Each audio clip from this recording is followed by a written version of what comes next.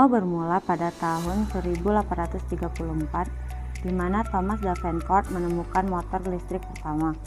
Lalu ia mendapatkan hak patennya pada tahun 1837. Kemudian dilanjutkan pengembangan ke berbagai alat yang diciptakan oleh berbagai tokoh seperti misal Faraday, Nikola Tesla, William Sturgeon, dan tokoh-tokoh lainnya. Secara umum, motor listrik dapat kita pahami sebagai sebuah alat yang berguna untuk mengubah suatu energi listrik menjadi energi mekanik. Nah, motor listrik ini dapat kamu temukan pada berbagai peralatan rumah tangga seperti vacuum cleaner, kipas angin, blender, pompa air, mixer, dan tak lupa mesin cuci. Bagaimana kita ketahui pada motor listrik terdapat medan magnet yang jika kutub-kutubnya sama akan saling tolak-menolak, sedangkan kutub-kutub yang berbeda akan saling tarik-menarik.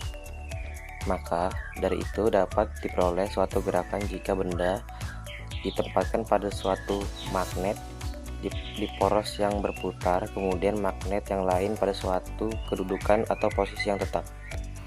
Adapun gaya Lorentz yang diterapkan di motor listrik adalah gulungan kumparan ditempatkan di dalam magnet, kemudian dialiri arus listrik sedemikian rupa, sehingga gaya Lorentz yang dihasilkan pada kumparan mengakibatkan gerak memutar.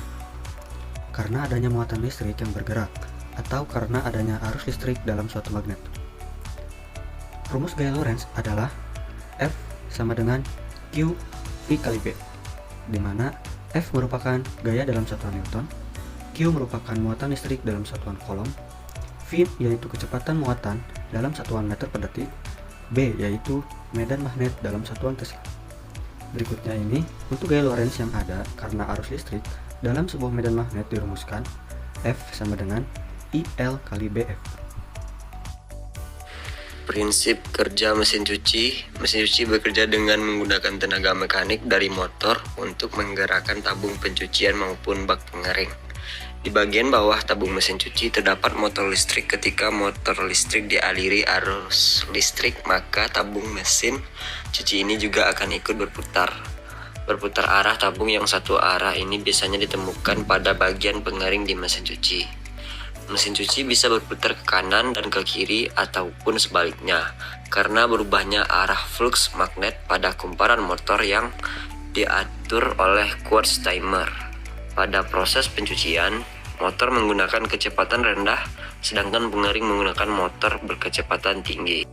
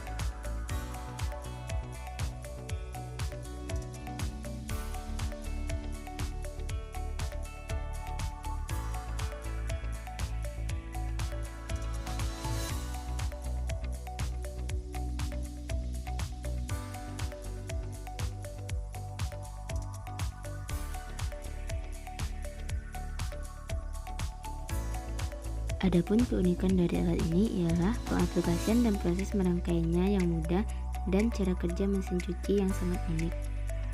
Kedua, alat ini menghasilkan energi yang cukup besar walau berukuran kecil dan berbentuk sederhana. Tiga, alat dan bahan yang digunakan mudah untuk ditemukan dan harga yang relatif murah. Adapun kekurangan dari alat ini ialah alat hanya dapat berfungsi dalam waktu yang terbatas karena alat ini menghasilkan energi yang besar namun memiliki sumber daya yang sedikit.